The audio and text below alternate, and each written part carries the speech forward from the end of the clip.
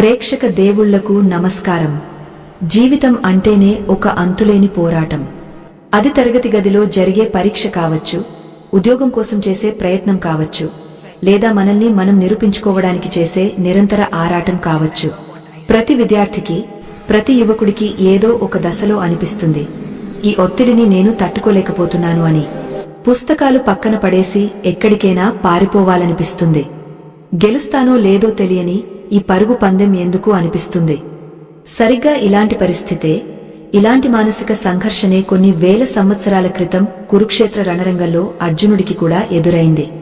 చేతిలో గాంధీవం ఉంది, అపారమైన శక్తి సామర్థ్యాలు ఉన్నాయి, కాని మనసులో మాత్రం భయం, ఆందోళన, వైరాగ్యం గూడుకట్టుకున్నాయి.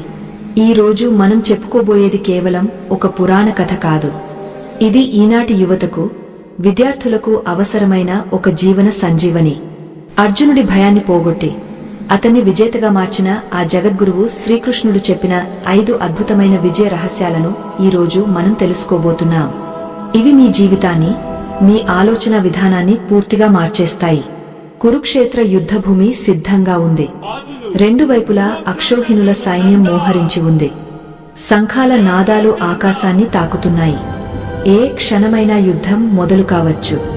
అలాంటి ఉద్విగ్న భరితమైన వాతావరణంలో లోకంలోనే అత్యంత గొప్ప విలుకాడు అయిన అర్జునుడు తన రథాన్ని 2 సైన్యాల మధ్యలో నిలపమని కృష్ణుడిని కోరాడు. కృష్ణుడు రథాన్ని నడిపించి సరిగ్గా భీష్ముడు, ద్రోణుడి వంటి మహాయోధుల ముందు నిలబెట్టాడు. అప్పటి వరకు ఉత్సాహంగా ఉన్న అర్జునుడి మనసులో ఒక్కసారిగా అలజడి మొదలైంది. ఎదురుగా ఉన్నది తన గురువులు, తాతలు, అన్నదమ్ములు, మిత్రులు. వారిని చూశాక అర్జునుడి గుండె జారిపోయింది. చేతులు వణకడం మొదలయ్యాయి. శరీరం అంతా చెమటలతో తడిసిపోయింది. నోరు ఎండిపోతోంది. చేతిలోని గాంధీవం జారిపోతోంది. ఇది కేవలం అర్జునుడి పరిస్థితి మాత్రమే కాదు, పరీక్షా హాలులోకి వెళ్లే ముందు ప్రతి విద్యార్థికి కలిగే అనుభూతి ఇదే. ఇంటర్వ్యూ గది బయట కూర్చున్న నిరుద్యోగ పడే వేదన ఇదే. అర్జునుడు కృష్ణుడితో అన్నాడు, కృష్ణా, నా కాళ్ళు నిలబడలేకపోతున్నాయి. నా మనసు భ్రమలో మునిగిపోతోంది. నాకు ఈ విజయం వద్దు, నాకు ఈ రాజ్యం వద్దు, నాకు ఆ సుఖభోగాలు ఏవి వద్దు. నా వాళ్లను చంపే నేను పొందేది ఏమిటి? రక్తసిక్తమైన ఈ చేతులతో భోగాన్ని అనుభవించాలా? దీనికంటే నేను అడవులకు వెళ్లి సన్యాసిగా బతకడం మేలు, లేదా నిరాయుధుడిని వాళ్ల చేతిలో చనిపోవడం మేలు. కనీసం ఆ పాపమైనా నాకు అంటుకోదు కదా. ఇలా అంటూ అర్జునుడు రథం వెనుక భాగంలో కూలబడిపోయాడు. కళ్ల నుండి నీళ్లు కారుతున్నాయి. అప్పటి వరకు ప్రపంచాన్ని జయించగలనన్న నమ్మకమున్న వీరుడు ఒక్కసారిగా పెరికివాడిలా మారిపోయాడు. ఇది విషాద యోగం. సరిగ్గా మన విద్యార్థులు కూడా పరీక్షలు దగ్గర పడుతున్నప్పుడు ఇలాగే ఆలోచిస్తారు. ఈ చదువు నా వల్ల కాదు, నేను ఫెయిల్ అవుతానేమో, మా అమ్మనాన్నల పరువు పోతుందేమో, ఈ ఒత్తిడిని భరించే బదులు చదువు మానేస్తే బాగుండు, లేదా ఎక్కడికైనా పారిపోతే బాగుండు అని అనుకుంటారు.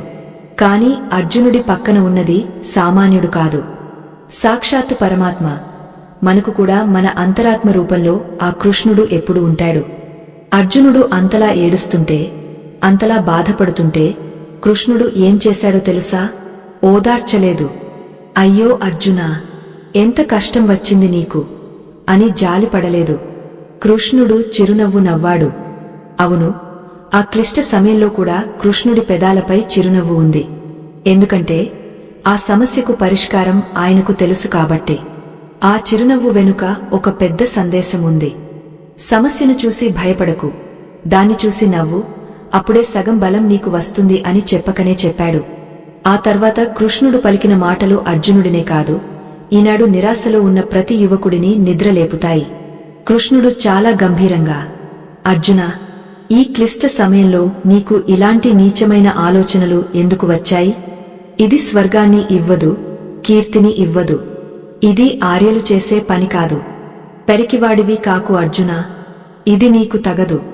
హృదయ దౌర్బల్యాన్ని విడిచిపెట్టి యుద్ధానికి సిద్ధం కా అని గట్టిగా మందలించాడు. ఇక్కడ కృష్ణుడు వాడిన పదం క్లైబ్యం, అంటే నపుంసకత్వం లేదా పెరికితనం అని అర్థం. ఒక గొప్ప వీరుడిని పట్టుకుని ఇంత కఠినమైన మాట ఎందుకు అన్నాడంటే, కొన్నిసార్లు లాలించి చెబితే వినరు, ఒక్క దెబ్బ కొడితేనే నిద్రలేస్తారు. విద్యార్థులు కూడా తమను తాము తక్కువ అంచనా వేసుకున్నప్పుడు, తమ శక్తిని మరిచిపోయి కుంగిపోతున్నప్పుడు ఇలాంటి మందలింపు అవసరం. నీ వల్ల కాదు అని లోకమంటుంటే నా వల్ల అవుతుంది అని నిరూపించడమే అసలైన పౌరుషం. అర్జునుడు మళ్లీ తన వాదన వినిపించాడు. కృష్ణ, పూజింపదగిన భీష్ముడిని, ద్రోణుడిని నేను బాణాలతో ఎలా కొట్టగలను? గురువులను చంపి బతకడం కంటే అడుక్కుతిని బతకడం మేలు కదా. అసలు మేము గెలుస్తాము, వాళ్ళు గెలుస్తారో ఎవరికి తెలుసు? నా బుద్ధి పనిచేయడం లేదు. ధర్మం ఏదో అధర్మం ఏదో తెలియడం లేదు. నేను నీ శిష్యుడిని, నాకు ఏది మంచో అది చెప్పు, నీ శరణు కోరుతున్నాను అని పూర్తిగా కృష్ణుడికి లొంగపోయాడు. ఎప్పుడైతే నాకు అంతా తెలుసు అనే అహంకారాన్ని వదిలేసి నాకు తెలియదు, దారి చూపించు అని అడుగుతామో అప్పుడే జ్ఞానం మనలోకి ప్రవేశిస్తుంది. అప్పటి వరకు మిత్రుడిగా ఉన్న కృష్ణుడు గురువుగా మారాడు. అర్జునుడి అజ్ఞానాన్ని పోగొట్టడానికి భగవద్గీతను బోధించడం ప్రారంభించాడు. ఈ కథనం ద్వారా మనం గ్రహించాల్సిన మొదటి విషయమేంటంటే, సమస్యను చూసి పారిపోవడం పరిష్కారం కాదు. అర్జునుడు యుద్ధం మానేసి అడవికి వెళ్లినా అక్కడ కూడా అతనికి శాంతి దొరకదు. ఎందుకంటే క్షత్రియుడిగా పుట్టినవాడికి యుద్ధం చేయడమే ధర్మం. అలాగే విద్యార్థిగా ఉన్నవాడికి చదువుకోవడమే ధర్మం. చదువు కష్టంగా ఉంది కదా అని మానేస్తే భవిష్యత్తులో బతుకు ఇంకా కష్టంగా మారుతుంది అనే సత్యాన్ని కృష్ణుడు సూటిగా చెప్పాడు. మన యువత గమనించాల్సిన విషయం ఇదే. ఇప్పుడు కష్టంగా ఉందని పారిపోతే జీవితాంతం ఆ పరాజయం నీడలా వెంటాడుతూనే ఉంటుంది. ఈ అద్భుతమైన జ్ఞానాన్ని నలుగురికి పంచడం మన బాధ్యత. మనం ఎంత మంచి విషయాలు వింటున్నామో అవి మన మిత్రులకు కూడా చేరాలి కదా. ఈ ప్రయత్నానికి మీ ఆదరణ ఎంతో ముఖ్యం. ఈ వీడియోను లైక్ చేయడం ద్వారా ఈ గొప్ప సందేశాన్ని మరింత మందికి చేర్చడంలో మీరు కూడా భాగస్వాములు అవ్వొచ్చు. కృష్ణుడు అర్జునుడికి చెప్పిన మొదటి విజయ సూత్రం గురించి ఇప్పుడు లోతుగా తెలుసుకుందాం. అదే స్వధర్మం మరియు కర్తవ్యనిష్ఠ. కృష్ణుడు అంటాడు, అర్జునా, నువ్వు దేనికోసం శోకిస్తున్నావు? ఆత్మకు చావు లేదు, పుట్టుక లేదు.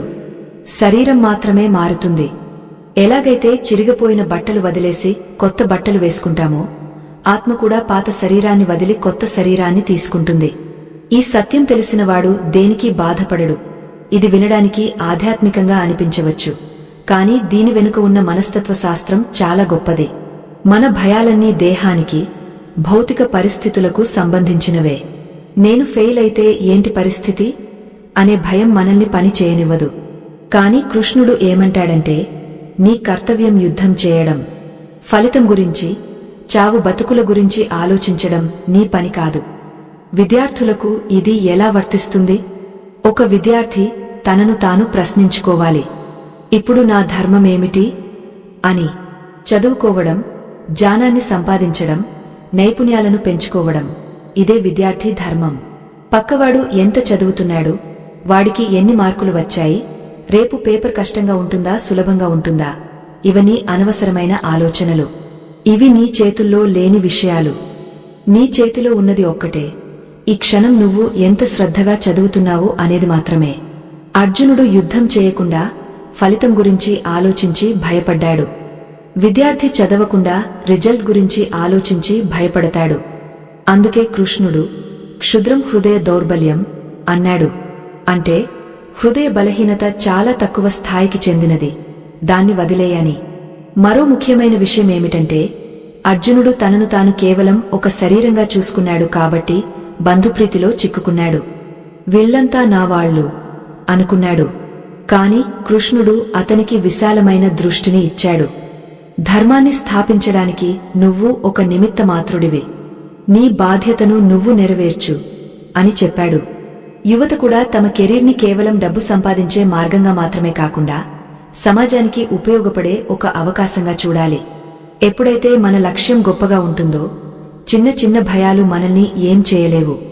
ఒక డాక్టర్ అవ్వాలనుకునే విద్యార్థి కేవలం సీటు కోసం చదివితే ఒత్తిడి ఉంటుంది. కాని నేను 10 మంది ప్రాణాలు కాపాడాలి అనే గొప్ప లక్ష్యంతో చదివితే ఆ చదువులో ఒక పవిత్రత వస్తుంది, ఒత్తిడి పారిపోతుంది. కృష్ణుడు మరొక అద్భుతమైన మాట చెప్పాడు, సుఖదుఃఖే సమే కృత్వా లాభాలాభో జయాజయో. అంటే సుఖాన్ని దుఃఖాన్ని, లాభాన్ని నష్టాన్ని జయాన్నపజయాన్ని సమానంగా చూస్తూ యుద్ధానికి సిద్ధం కా, అప్పుడు నీకు పాపం అంటుకోదు అని. ఇదే మొదటి సూత్రంలోని సారాంశం. విద్యార్థులు కూడా పరీక్ష రాసేటప్పుడు నాకు ఫస్ట్ ర్యాంక్ రావాలి అనే అత్యాశతోనో, నేను ఫెయిల్ అవుతానేమో అనే భయంతోనూ చదవకూడదు. నా వంతు ప్రయత్నం నేను ఒక 100% చేస్తాను, ఫలితం ఏదైనా సరే స్వీకరించడానికి సిద్ధంగా ఉంటాను అనే మనస్థితితో చదవాలి. ఈ మానసిక స్థితిని స్థితప్రజ్ఞత అంటారు. ఇది ఉంటే ఏ ఒత్తిడి మన దరిచేరదు.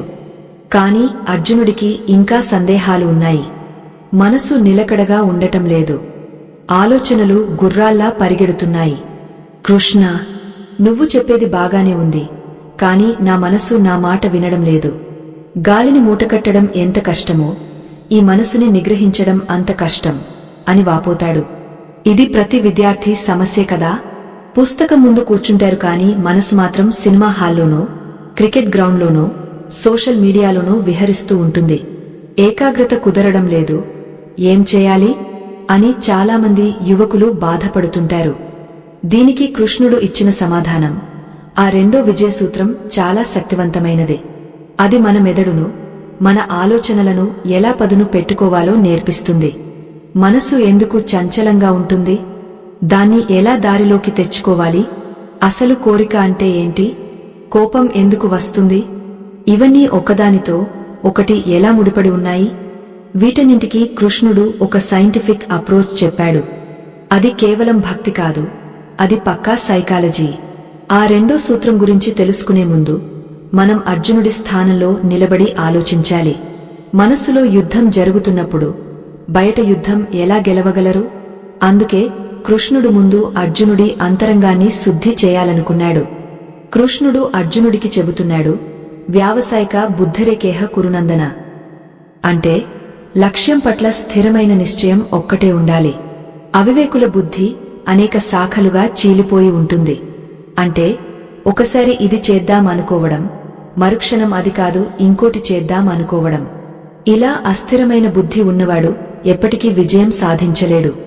ఈ రోజుల్లో విద్యార్థులు కూడా అంతే.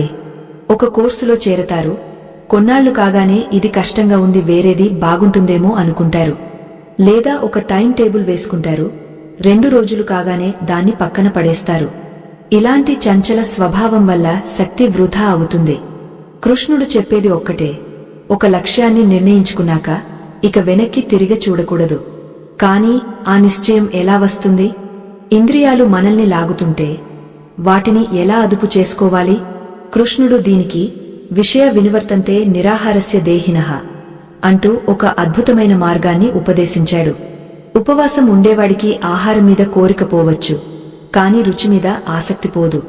కాని పరమాత్మను లేదా ఉన్నతమైన ఆనందాన్ని చవిచూసిన వాడికి ఈ చిన్న చిన్న ఆకర్షణలు వాటంతటా అవే రాలిపోతాయి. అంటే విద్యార్థికి చదువులో వచ్చే ఆనందం, కొత్త విషయాన్ని నేర్చుకున్నప్పుడు కలిగే తృప్తి తెలిస్తే ఇక వాడికి టీవీలు, సినిమాలు, షికార్లు పెద్దగా ఆకర్షణీయంగా అనిపించవు. అంటే మన మనసును బలవంతంగా అణచివేయకూడదు, దానికి ఒక ఉన్నతమైన రుచిని చూపించాలి. ఇక్కడ కృష్ణుడు ఒక హెచ్చరిక కూడా చేశాడు.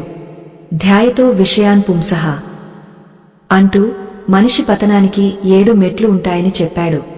ఒక విషయం గురించి పదే పదే ఆలోచించడం వల్ల దానిమీద ఆసక్తి పుడుతుంది. ఆసక్తి కాస్త కోరికగా మారుతుంది. ఆ కోరిక తీరకపోతే కోపం వస్తుంది. కోపం వల్ల అవివేకం కలుగుతుంది. అవివేకం వల్ల జ్ఞాపకశక్తి నశిస్తుంది. జ్ఞాపకశక్తి పోతే బుద్ధి నాశనమవుతుంది. బుద్ధి నశిస్తే మనిషే నశిస్తాడు. చూసారా, ఒక్క చిన్న ఆలోచన ఎంత పెద్ద ప్రమాదానికి దారితీస్తుందో. విద్యార్థులు తమ సమయాన్ని వృధా చేసే విషయాల గురించి ఆలోచించడం మొదలు పెడితే చివరకు అది వారి వినాశనానికి ఎలా కారణమవుతుందో కృష్ణుడు ఎంత స్పష్టంగా వివరించాడో. మరి ఈ చక్రం నుండి బయటపడటమేలా? ఈ పతనానికి అడ్డుకట్ట వేయడమేలా? అర్జునుడిలాగే మనకు ఈ ప్రశ్న వస్తుంది. మనసును అదుపులో పెట్టుకోవడానికి కృష్ణుడు చెప్పిన ఆచరణాత్మక మార్గం అభ్యాసం మరియు వైరాగ్యం. ఇవి 2 కళ్ళు లాంటివి. కాని వీటిని ఎలా పాటించాలి? రోజువారీ జీవితంలో, ఈ బిజీ లైఫ్ స్టైల్లో ఇది సాధ్యమేనా? దీనికి సమాధానంగా కృష్ణుడు చెప్పిన ఆ 2వ సూత్రం గురించి తదుపరి భాగంలో ఇంకా వివరంగా చెప్పుకుందాం. ఎందుకంటే అది మన దైనందిన జీవితాన్ని పూర్తిగా మార్చేసే శక్తి ఉన్న విషయం. కేవలం వినడమే కాదు, ఆచరించడానికి కూడా చాలా సులభమైన మార్గాలను కృష్ణుడు చూపించాడు. ఆ మార్గాలేంటో, వాటిని మన చదువులో, కెరీర్లో ఎలా ఉపయోగించుకోవాలో తెలుసుకోవడానికి సిద్ధంగా ఉండండి. కృష్ణుడు అర్జునుడికి నేర్పించిన పాఠాలు కేవలం యుద్ధం కోసమే కాదు, జీవన సమరంలో ప్రతి ఒక్కరూ గెలవడం కోసం. ఇప్పుడు మనం మొదటి మెట్టు ఎక్కాం. అసలు సమస్యను గుర్తించాం, లక్ష్యం పట్ల స్పష్టత ఉండాలని తెలుసుకున్నాం. కానీ ఆ లక్ష్యం వైపు ప్రయాణించేటప్పుడు వచ్చే ఆటంకాలను, ముఖ్యంగా మన సొంత మనసు సృష్టించే ఆటంకాలను ఎలా అధిగమించాలో కృష్ణుడు చెప్పిన అద్భుతమైన టెక్నిక్ ఏంటో తెలిస్తే మీరు ఆశ్చర్యపోతారు. అది ఎంత సింపుల్ అంటే అదే అభ్యాసం మరియు వైరాగ్యం. కృష్ణుడు చెప్పిన ఈ రెండు మాటలు వినడానికి చాలా చిన్నవిగా కనిపించవచ్చు, కాని వీటిలో ఉన్న శక్తి అపారం. అభ్యాసేన తు కౌంతేయ వైరాగ్యేన చ గృహ్యంతే అని కృష్ణుడు అర్జునుడికి భరోసా ఇచ్చాడు. అంటే, ఓ అర్జునా, నువ్వు చెప్పింది నిజమే. మనసును నిగ్రహించడం కష్టమే, అది గాలిని బంధించడం లాంటిదే. కాని అభ్యాసం, నిరంతర సాధన మరియు వైరాగ్యం, అనాసక్తి అనే రెండు ఆయుధాలతో ఆ చంచలమైన మనసును ఖచ్చితంగా అదుపులోకి తెచ్చుకోవచ్చు అని పరమాత్మ సెలవిచ్చాడు. ఇక్కడ విద్యార్థులు, యువత గమనించాల్సిన అతి ముఖ్యమైన విషయం ఒకటుంది. సాక్షాత్తు దేవుడైన కృష్ణుడే మనసును అదుపు చేయడం సులభం అని చెప్పలేదు. అది కష్టమే, కాని సాధ్యం అని చెప్పాడు. అంటే మీకు చదువుతున్నప్పుడు ఏకాగ్రత కుదరకపోతే, మనసు పక్కదారులు పడుతుంటే, మీరేదో అసమర్థులని, మీలో ఏదో లోపముందని కుంగపోవాల్సిన పనిలేదు. అది మనసు సహజ లక్షణం. ప్రపంచంలో గొప్ప గొప్ప మేధావులకు కూడా మనసు పరిగెడుతూనే ఉంటుంది. కాని వాళ్లకు, సామాన్యులకు ఉన్న తేడా ఒక్కటే, వాళ్లు తమ మనసును మళ్లీ మళ్లీ వెనక్కిలాగా తెచ్చుకోగలరు. అదే అభ్యాసం. అభ్యాసం అంటే ఏదో ఒకరోజు గంటల తరబడి చదివేయడం కాదు. అభ్యాసం అంటే ఒక పనిని విడవకుండా నిరంతరాయంగా చేయడం. ఉదాహరణకు, మీరు ఒక పుస్తకం చదవడానికి కూర్చున్నారు. 5 నిమిషాలు కాగానే మనసు ఏదో సినిమా పాట వైపో, స్నేహితుడితో జరిగిన గొడవ వైపో మళ్లుతుంది. అప్పుడు మీరు ఏం చేయాలి? థీ, నా బుద్ధి ఇంతే, నాకు చదువు అబ్బదు అని పుస్తకం మూసేయకూడదు. ఓ మనసా, ఇప్పుడు కాదు, తర్వాత ఆలోచిద్దాం, ఇప్పుడు మనం చదవాలి అని ఆ పారిపోతున్న మనసును పట్టుకొచ్చి మళ్లీ పుస్తకం మీద పెట్టాలి. ఇలా గంటలో 10 సార్లు మనసు పారిపోతే 10 సార్లు ఓపికగా వెనక్కి తీసుకురావాలి. దీనినే అభ్యాస యోగం అంటారు. కృష్ణుడు గీతలో యతో యతో నిశ్చరతి మనశ్చంచలమస్థిరం అని చెబుతాడు. అంటే చంచలమైన మనసు ఎక్కడెక్కడికి పారిపోతుందో అక్కడెక్కడ నుంచి దానిని లాగ తెచ్చుకుని మన ఆత్మ, లక్ష్యం మీద నిలపాలి. అర్జునుడికి విలువిద్యలో అంతటి ప్రావీణ్యం ఎలా వచ్చింది? కేవలం పుట్టుకతో వచ్చిన వరం వల్ల కాదు. రాత్రిపూట చీకటిలో భోజనం చేస్తున్నప్పుడు వెలుతురు లేకపోయినా చెయ్యి సరిగా నోటికే వెళ్తోంది కదా, మరి వెలుతురు లేకపోయినా బాణం లక్ష్యాన్ని ఎందుకు చేరకూడదు అని ఆలోచించి రాత్రులు నిద్రపోకుండా అభ్యాసం చేశాడు కాబట్టే అతడు సవ్యసాచి అయ్యాడు. విద్యార్థులు కూడా గుర్తుంచుకోవాలి, ఒక్క రోజులో ఏకాగ్రత రాదు. రోజు చేసే సాధన వల్ల మెదడులోని నాడులు దానికి అలవాటు పడతాయి. దాన్నే ఆధునిక శాస్త్రం న్యూరోప్లాస్టిసిటీ అంటుంది. కృష్ణుడు కొన్ని వేల ఏళ్ల క్రితమే ఈ రహస్యాన్ని చెప్పాడు. ఇక రెండవది వైరాగ్యం. ఈ పదం వినగానే చాలామంది యువకులు భయపడతారు. వైరాగ్యం అంటే అడవులకు వెళ్లిపోవడం, కాషాయ బట్టలు కట్టుకోవడం, అందరినీ వదిలేయడం అని అపోహపడతారు. కృష్ణుడు చెప్పిన వైరాగ్యం అది కాదు. విద్యార్థికి ఉండాల్సిన వైరాగ్యం ఏమిటంటే తన లక్ష్యానికి అడ్డువచ్చే విషయాల పట్ల ఆసక్తిని చంపుకోవడం. ఉదాహరణకు, రేపు పరీక్ష ఉంది. ఈరోజు టీవీలో మీకు ఇష్టమైన సినిమా వస్తుంది. ఆ సినిమా చూడాలని మనసు లాగుతుంది. కాని నాకు ఇప్పుడు సినిమా కంటే పరీక్ష ముఖ్యం, ఆ క్షణిక ఆనందం నాకు వద్దు అని ఆశను వదిలేసుకోవడమే వైరాగ్యం. అనవసరమైన సామాజిక మాధ్యమాలు, పనికిరాని కబుర్లు, చెడు స్నేహాలు ఇవన్నీ మీ లక్ష్యానికి విషం లాంటివని గ్రహించి వాటిని దూరంగా పెట్టడమే నిజమైన వైరాగ్యం. మీ చేతిలో ఒక వజ్రం ఉందనుకోండి, కింద పడి ఉన్న గాజు ముక్కను చూసి మీరు ఆశపడతారా? పడరు కదా.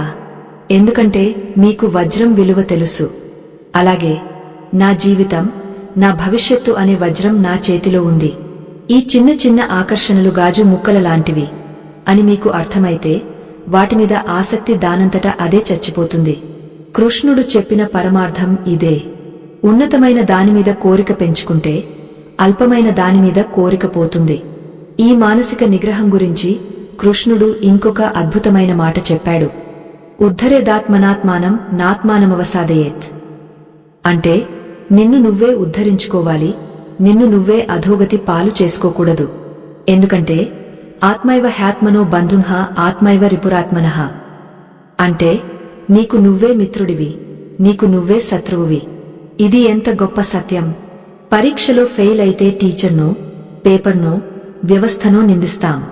కాని నిజానికి మనం సమయాన్ని వృధా చేసినప్పుడు, చదవకుండా కాలక్షేపం చేసినప్పుడు మనమే మనకు శత్రువులుగా మారాం కదా. అదే సమయాన్ని సద్వినియోగం చేసుకుని కష్టపడితే మనమే మనకు మిత్రులం అవుతాం. బయట శత్రువులను జయించడం కంటే లోపల ఉన్న బద్ధకాన్ని, వాయిదా వేసే గుణాన్ని జయించడమే నిజమైన విజయం. కృష్ణుడు మనసును మిత్రుడిగా మార్చుకోవడానికి ధ్యానం అనే మార్గాన్ని కూడా సూచించాడు. శుచౌ దేశే ప్రతిష్ఠాప్య అంటూ ఏకాంత ప్రదేశంలో నిటారుగా కూర్చుని చూపును ముక్కు కొనపై నిలిపి మనసును ఏకాగ్రం చేయమని చెప్పాడు. దీనివల్ల మనసులోని అలజడి తగ్గుతుంది. విద్యార్థులు రోజు కేవలం 10 నిమిషాలు ఇలా కూర్చుని తమ శ్వాసను గమనిస్తే వారి జ్ఞాపకశక్తి అద్భుతంగా పెరుగుతుంది. ఇది మతానికి సంబంధించిన విషయం కాదు, ఇది మనసుకు సంబంధించిన వ్యాయామం. జిమ్కి వెళ్లి కండరాలు పెంచినట్టే ధ్యానం ద్వారా మనోబలాన్ని పెంచుకోవాలి. మన యువతలో చాలామందికి ఉండే పెద్ద సమస్య ఆత్మవిశ్వాసం లేకపోవడం. నేను ఇంతే, నా బ్యాక్గ్రౌండ్ ఇంతే అని తమని తాము తక్కువ చేసుకుంటారు. వారికి కృష్ణుడు ఇచ్చిన 3వ విజయ సూత్రం ఒక వజ్రాయుధం లాంటిది. ఇది కర్మ సిద్ధాంతంలో అత్యంత కీలకమైన భాగం. అదే యోగః కర్మసు కౌశలం. అంటే పనిని నైపుణ్యంతో చేయడమే యోగం. యోగం అంటే కేవలం ఆసనాలు వేయడం కాదు, మనం చేసే పనిని ఎంత శ్రద్ధగా, ఎంత అద్భుతంగా చేస్తున్నాం అనేదే ముఖ్యం. చాలామంది విద్యార్థులు ఏదో మొక్కుబడిగా చదువుతారు, పాస్ అయితే చాలు అనుకుంటారు. కాని కృష్ణుడు ఏమంటాడంటే నువ్వు ఏ పని చేసినా అందులో పరిపూర్ణత ఉండాలి. ఒక విద్యార్థిగా నీ పని చదవడం, ఆ చదువుని నువ్వు ఎంత ప్రేమతో, ఎంత శ్రద్ధతో చదివితే అది నీకు అంత గొప్ప ఫలితాన్ని ఇస్తుంది. పనిలో నైపుణ్యం ఎలా వస్తుంది? ఆ పనిని ఇష్టపడి చేసినప్పుడు వస్తుంది. కష్టపడి చేసే పని బరువుగా ఉంటుంది, ఇష్టపడి చేసే పని ఆడుతూ పాడుతూ సాగుతుంది. అర్జునుడు విలువిద్యను ఆరాధించాడు కాబట్టి ప్రపంచంలోనే గొప్ప విలుకాడు అయ్యాడు. ఏకలవ్యుడు మట్టి విగ్రహం ముందు పెట్టుకుని కూడా శ్రద్ధతో నేర్చుకున్నాడు కాబట్టి గొప్పవాడయ్యాడు. అంటే గురువు కంటే, సౌకర్యాల కంటే మనలోని శ్రద్ధ ముఖ్యమని కృష్ణుడు నొక్కి చెప్పాడు. శ్రద్ధావాన్ లభతే జ్ఞానం. శ్రద్ధ ఉన్నవాడికే జ్ఞానం లభిస్తుంది. తరగతి గదిలో అందరూ ఒకే పాఠం వింటారు, కాని శ్రద్ధగా విన్నవాడికి మాత్రమే అది అర్థమవుతుంది. ఆ శ్రద్ధను ఎలా పెంచుకోవాలి? మనసులో ఉన్న మాలిన్యాన్ని తొలగించుకోవాలి. కృష్ణుడు దీనిని త్రిగుణాల ద్వారా వివరించాడు. సత్వగుణం స్వచ్ఛత, జ్ఞానం, రజోగుణం కోరికలు, ఆవేశం, తమోగుణం బద్ధకం, నిద్ర. విద్యార్థికి బద్ధకం, తమోగుణం ప్రథమ శత్రువు. రేపు చేద్దాంలే అనే వాయిదా పద్ధతి వారిని నాశనం చేస్తుంది. ఆ తమో గుణాన్ని వదిలించుకుని రజోగుణాన్ని అదుపులో పెట్టుకుని సత్వగుణాన్ని పెంచుకోవాలి. అప్పుడే జ్ఞానం ప్రకాశిస్తుంది. ఈ విషయాన్ని ఇంకా లోతుగా అర్థం చేసుకోవడానికి ఒక చిన్న ఉదాహరణ చెప్పుకుందాం. యుద్ధంలో అర్జునుడు గెలవడానికి కారణం కేవలం కృష్ణుడు పక్కన ఉండటం మాత్రమే కాదు, అర్జునుడికి తన గాంధీవం మీద, తన అస్త్రాల మీద ఉన్న నైపుణ్యం కూడా కారణమే. దేవుడు దారి చూపిస్తాడు, కాని బాణం వేయాల్సింది మనమే. పరీక్ష హాల్లో దేవుడు వచ్చి రాయడు, మనం చదివినదే మనకు గుర్తుకొస్తుంది. అందుకే కృష్ణుడు నీ పని నువ్వు శ్రద్ధగా చేయి, మిగతాది నాకు వదిలేయి అన్నాడు తప్ప నువ్వు పని మానే, నేను చూసుకుంటాను అని అనలేదు. చాలామంది దేవుడా నువ్వే పాస్ చేయించాలి అని గుడిలో కొబ్బరికాయలు కొడతారు, కాని పుస్తకం తీయరు. అది భక్తి కాదు, అది అజ్ఞానం. నిజమైన భక్తి అంటే మన బాధ్యతను మనం 100% చిత్తశుద్ధితో నిర్వర్తించడం. ఈ సందర్భంగా ఒక గొప్ప విషయాన్ని మీకు గుర్తు చేయాలి. మనం ఇంత లోతైన విషయాలను చర్చించుకుంటున్నాం కదా, ఇవి కేవలం వినడానికే పరిమితం కాకూడదు. మన పూర్వీకులు ఇచ్చిన ఈ జ్ఞాన సంపదను మన జీవితాల్లో అన్వయించుకున్నప్పుడే దానికి నిజమైన విలువ. ఇంతటి పరిశోధనతో కూడిన ఈ వీడియో కంటెంట్ మీకు నచ్చితే మీ ప్రోత్సాహాన్ని ఒక లైక్ రూపంలో తెలియజేయండి. అది మాకు మరిన్ని మంచి వీడియోలు చేయడానికి ఎంతో శక్తినిస్తుంది. ఇప్పుడు మనం కృష్ణుడు చెప్పిన 4వ మరియు అత్యంత ప్రసిద్ధమైన కాని అంతే తప్పుగా అర్థం చేసుకోబడిన విజయ సూత్రాన్ని తెలుసుకోవడానికి సిద్ధమవుదాం. అదే కర్మణ్యేవాధికారస్తే మా ఫలేషు కదాచన. దీని అర్థం చాలామంది పని చేయి, ఫలితాన్ని ఆశించకు అని సింపుల్గా చెప్పేస్తారు. కాని దీని వెనుక ఒక పెద్ద మేనేజ్మెంట్ పాయం ఉంది. అసలు ఫలితాన్ని ఆశించకుండా ఎవరైనా పని ఎందుకు చేస్తారు? నేను చదివేదే ర్యాంకు కోసం కదా, ఆ ర్యాంకు ఆశించవద్దు అంటే ఎలా అని చాలామంది విద్యార్థులు అయోమయంలో పడతారు. కృష్ణుడు చెప్పిన అసలు ఉద్దేశం వేరు. అది తెలిస్తే మీ భుజాల మీద ఉన్న టన్నుల కొద్దీ బరువు ఒక్కసారిగా దిగిపోయినట్టు అనిపిస్తుంది. ఆ సూత్రం మీ పరీక్షా భయాన్ని, భవిష్యత్తు బెంగను ఎలా పటాపంచలు చేస్తుందో తెలిస్తే మీరు ఆశ్చర్యపోతారు. నిజానికి మనం చేసే ప్రతి పనికి ఒక ఫలితం ఆశించడం సహజం. రైతు పంట పండించేది దిగుబడి కోసమే, ఉద్యోగ పని చేసేది జీతం కోసమే. మరి కృష్ణుడు ఎందుకు అలా అన్నాడు? ఇక్కడ ఒక సూక్ష్మమైన రహస్యం దాగ ఉంది. మనం ఫలితాన్ని ఆశించడం వేరు, ఫలితం గురించి ఆందోళన చెందడం వేరు. అర్జునుడు యుద్ధం మొదలు కాకముందే నేను గెలుస్తానో లేదో, పాపం వస్తుందేమో అని ఫలితం గురించి అతిగా ఆలోచించడం వల్లే కుప్పకూలిపోయాడు. మనం కూడా పరీక్ష రాసేటప్పుడు ఈ ప్రశ్న రాకపోతే ఎలా, ఫెయిల్ అయితే నాన్న ఏమంటారు అనే ఆలోచనలతో సగం శక్తిని వృధా చేసుకుంటాం. కృష్ణుడు అర్జునుడికి కర్మయోగాన్ని బోధించేటప్పుడు కర్మకు, పనికి, వికర్మకు, నిషిద్ధ కర్మకు, అకర్మకు, పని చేయకపోవడానికి ఉన్న తేడాను వివరించాడు. ఈ సృష్టిలో ఏ ప్రాణి ఒక్క క్షణం కూడా పని చేయకుండా ఉండలేదు. చివరకు మన శరీరంలో గుండె కొట్టుకోవడం, ఊపిరి తీసుకోవడం కూడా పనే.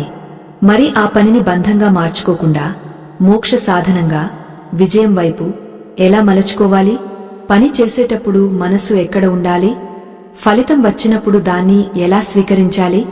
అర్జునుడు అడిగాడు.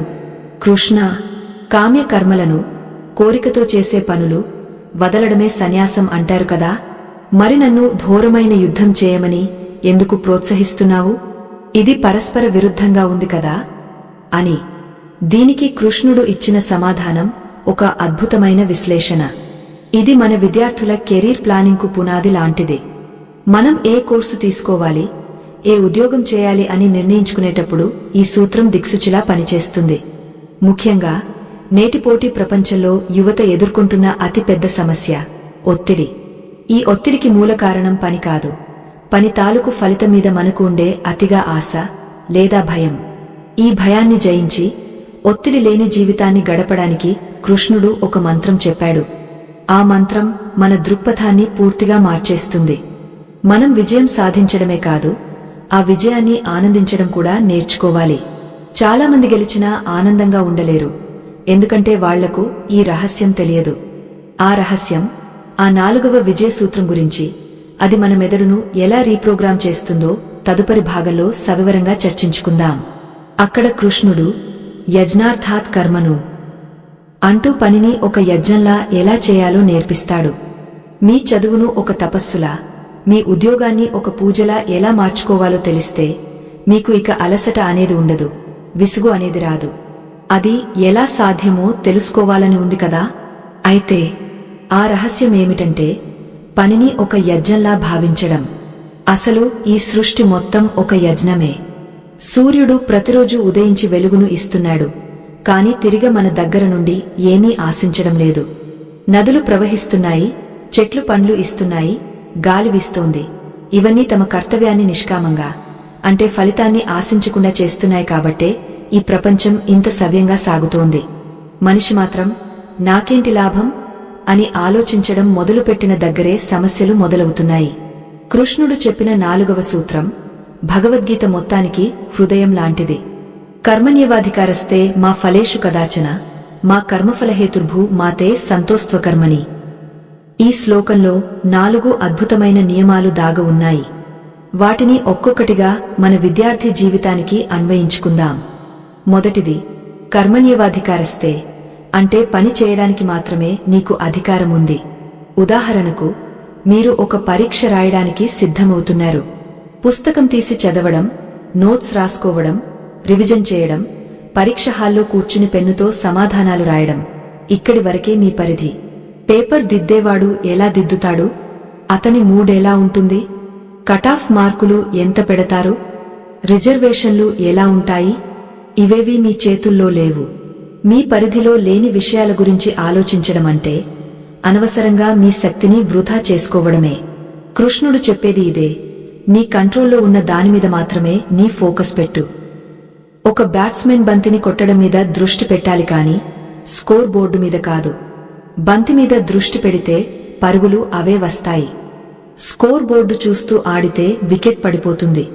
విద్యార్థులు కూడా మార్కుల లిస్టు గురించి కాకుండా చేతిలో ఉన్న పుస్తకం మీద దృష్టి పెడితే ర్యాంకులు అవే వస్తాయి. రెండవది, మా ఫలేషు కదాచన అంటే ఫలితాల మీద ఎప్పుడూ అధికారం వద్దు. దీని అర్థం ఫలితాలు వద్దని కాదు. మనం కష్టపడేది ఫలితం కోసమే. కాని ఆ ఫలితం గురించి ఆందోళన చెందుతూ వర్తమానంలో పనిని పాడు చేసుకోవద్దు అని అర్థం. రేపు ఏం జరుగుతుందో ఎవరికీ తెలియదు.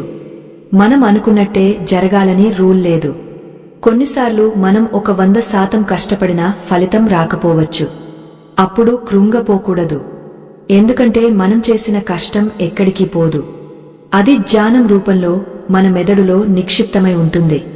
ఇక్కడ ఒక చిన్న ఉదాహరణ చెప్పుకుందాం. ఒక రైతు విత్తనాలు నాటాడు, నీరు పెట్టాడు, ఎరువులు వేశాడు. కాని అనుకోకుండా తుఫాను వచ్చి పంట పాడైంది. ఇప్పుడు రైతు తప్పు ఏమైనా ఉందా? లేదు. అతను తన ధర్మాన్ని నెరవేర్చాడు. ప్రకృతి తన ధర్మాన్ని నిర్వర్తించింది. ఆ వైఫల్యాన్ని స్వీకరించి మళ్లీ విత్తనాలు నాటడమే నిజమైన యోగ లక్షణం. విద్యార్థి కూడా ఒక పరీక్షలో ఫెయిల్ అయితే అది తన జీవితానికి ముగింపు అని భావించకూడదు. నా ప్రయత్నంలో లోపముందేమో సరిచేసుకుంటాను, లేదా ఈ దారి నాది కాదేమో వేరే దారి వెతుక్కుంటాను అని ముందుకు సాగాలి.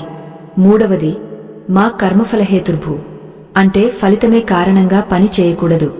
ఇది చాలా లోతైన విషయం. డాక్టర్ దగ్గరికి వెళ్తాం, మందులు ఇస్తాడు. ఆ మందులు జబ్బును తగ్గించడానికి ఇస్తాడు కాని కేవలం డబ్బు కోసం ఇవ్వకూడదు.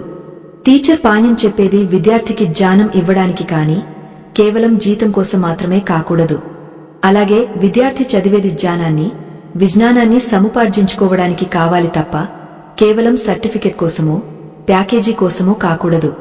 ఎప్పుడైతే నేను నేర్చుకుంటున్నాను అనే ఆనందంతో చదువుతారో అప్పుడు ఒత్తిడి ఉండదు. కేవలం మార్కుల కోసమే చదివేవాడికి ఆ మార్కులు రాకపోతే చదువు మీద విరక్తి పుడుతుంది. కానీ సబ్జెక్టును ప్రేమించి చదివేవాడికి మార్కులు వచ్చినా రాకపోయినా ఆ జ్ఞానం తృప్తిని ఇస్తుంది. కృష్ణుడు అర్జునుడితో, యుద్ధం చేయి, ఎందుకంటే అది ధర్మం కాబట్టి. గెలవడానికి కాదు, రాజ్యాన్ని అనుభవించడానికి కాదు, అధర్మాన్ని అంతం చేయడానికి యుద్ధం చేయి అన్నాడు. అంటే లక్ష్యం స్వార్థపూరితంగా ఉండకూడదు, ఒక ఉన్నతమైన ఆశయం కోసం ఉండాలి. నాలుగవది, మాతే సంతోస్త్వకర్మణి అంటే పని చేయకుండా ఉండటంలో ఆసక్తి పెంచుకోకు. చాలామంది ఫలితం మన చేతిలో లేదు కదా, మరి కష్టపడటం ఎందుకు, దేవుడు రాసిపెట్టి ఉంటే అదే జరుగుతుందిలే అని సోమరిపోతుల్లా తయారవుతారు. దీన్ని కృష్ణుడు తీవ్రంగా ఖండించాడు. ఫలితం మీద ఆశ వదలమన్నాను కాని పనిని వదలమని చెప్పలేదు అని హెచ్చరించాడు. ఇది చాలా ప్రమాదకరమైన అపోహ. కర్మ చేయకపోవడం అంటే బతికున్న శవంలా ఉండటమే. మన యువతలో చాలామంది నాకు మూడ్ లేదు, నాకు ఇంట్రెస్ట్ లేదు అని రోజులు గడిపేస్తుంటారు. ఇది తమో గుణం. పని చేయడం వల్ల వచ్చే అలసట కంటే పని చేయకుండా ఖాళీగా కూర్చోవడం వల్ల వచ్చే మానసిక అలసట చాలా ప్రమాదకరమైనది. ఖాళీ మనసు దెయ్యాల కార్ఖానా అంటారు. ఏదో ఒక పనిలో నిమగ్నమై ఉండటమే మానసిక ఆరోగ్యానికి శ్రీరామరక్ష. ఈ తత్వాన్ని ఇంకాస్త లోతుగా అర్థం చేసుకోవడానికి ఒక పురాణ ఉదాహరణ చూద్దాం. రామాయణంలో ఉడత భక్తి గురించి మనందరికీ తెలుసు. వానరులు పెద్ద పెద్ద బండరాళ్లను సముద్రంలో వేస్తుంటే ఒక చిన్న ఉడత సముద్రంలో తడిసి ఇసుకలో పొర్లాడి ఆ ఇసుకను వంతెన మీద విదిలించేది. దానివల్ల వంతెన నిర్మాణం పూర్తవుతుందా? లేదు. కాని అది తన శక్తి మేరకు ఫలితం గురించి ఆలోచించకుండా రాముడి సేవలో తన వంతు కృషి చేసింది. రాముడు ఆ ఉడతను ప్రేమగా దగ్గరికి తీసుకుని నిమిరాడు. ఇక్కడ గమనించాల్సిన విషయమేంటంటే, మనం చేసే పని చిన్నదా పెద్దదా, దానివల్ల ఎంత ఫలితం వచ్చింది అనేది ముఖ్యం కాదు. మనం ఎంత అంకితభావంతో చేశాం అనేదే పరమాత్మ చూస్తాడు. విద్యార్థులు కూడా, నా ఫ్రెండ్ 10 గంటలు చదువుతున్నాడు, నేను 2 గంటలే చదువుతున్నాను అని న్యూనతా భావానికి గురికాకూడదు.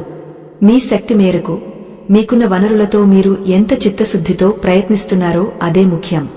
కృష్ణుడు కర్మయోగంలో చెప్పిన మరొక ముఖ్యమైన విషయం యజ్ఞార్థాత్ కర్మను. పనిని యజ్ఞంలా చేయడం అంటే ఏంటి? యజ్ఞంలో మనం నెయ్యిని, సమిధలను అగ్నిలో వేసి, ఇది నాది కాదు, దేవతలకు చెందుగాక, నా మమ అని అర్పిస్తాం. అలాగే మన జీవితంలో చేసే ప్రతి పనిని భగవంతుడికి లేదా సమాజానికి అర్పితం చేయాలి.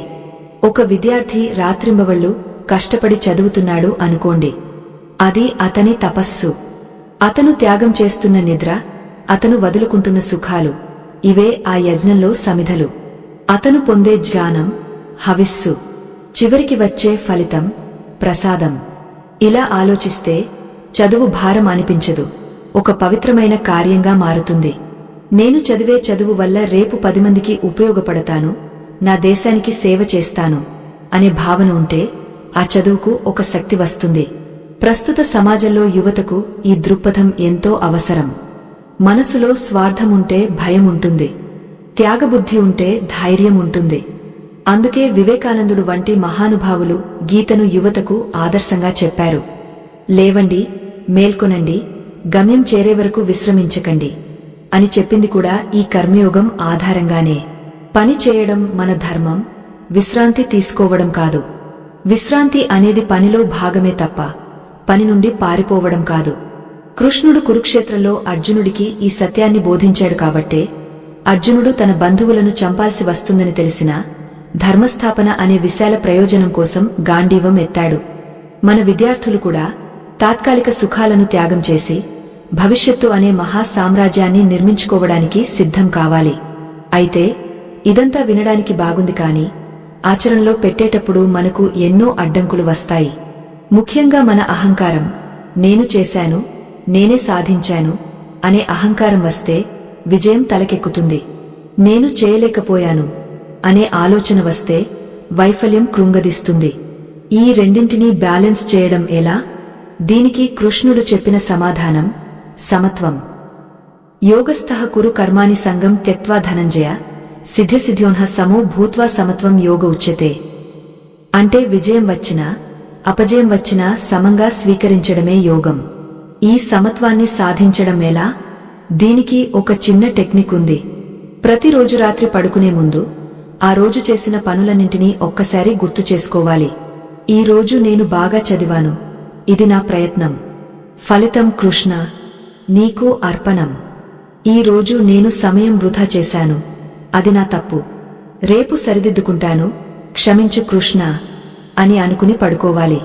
ఇలా చేయడం వల్ల విజయాల భారం నెత్తిమీద ఉండదు, వైఫల్యాల బాధ మనసును తొలచదు. ప్రతిరోజు ఒక కొత్త రోజులా మొదలవుతుంది. ఇదే కర్మయోగ రహస్యం. మనం ఎంత బరువు మోస్తున్నామో మనకు తెలియకుండానే కొండంత బరువును మోయగలిగే శక్తిని ఈ సమర్పణ భావం ఇస్తుంది. అసలు జీవితంలో గెలుపు అంటే ఏంటి? కృష్ణుడు అర్జునుడికి విజయాన్ని ఎలా నిర్వచించాడు? కేవలం శత్రువులను చంపడమే విజయమా? కాదు. తనలోని భయాన్ని, అజ్ఞానాన్ని, మోహాన్ని జయించడమే నిజమైన విజయం. అందుకే భగవద్గీత చివరలో సంజయుడు అంటాడు, ఎక్కడైతే యోగేశ్వరుడైన కృష్ణుడు, ధనుర్ధారి అయిన అర్జునుడు ఉంటారో అక్కడ విజయం, ఐశ్వర్యం, నీతి తప్పక ఉంటాయని నా నమ్మకం అని. ఇక్కడ కృష్ణుడు అంటే జ్ఞానం, అర్జునుడు అంటే ప్రయత్నం. జ్ఞానం మరియు ప్రయత్నం ఎక్కడ కలుస్తాయో అక్కడ విజయం తథ్యం. మన విద్యార్థులు కూడా కృష్ణుడి లాంటి మార్గనిర్దేశాన్ని, మంచి పుస్తకాలు లేదా గురువుల ద్వారా అర్జునుడి లాంటి పట్టుదలను స్వంత కృషితో జోడిస్తే విజయం వారి పాదాల చెంతకు చేరక తప్పదు. ఇంతటి గొప్ప విషయాన్ని మీతో పంచుకుంటున్న ఈ సందర్భంలో ఒక చిన్న మనవి. జ్ఞానాన్ని దాచుకుంటే తరగదు కాని పంచితే పెరుగుతుంది. మనం చెప్పుకుంటున్న ఈ విజయ సూత్రాలు మీ ఒక్కరికే కాకుండా మీ స్నేహితులకు, నిరాశలో ఉన్న తోటి విద్యార్థులకు కూడా చేరాలనేదే మా ఆశయం. అందుకే ఈ వీడియోను లైక్ చేయడం ద్వారా, షేర్ చేయడం ద్వారా మీరు కూడా ఈ జ్ఞాన యజ్ఞంలో ఒక సమిధను వేయండి.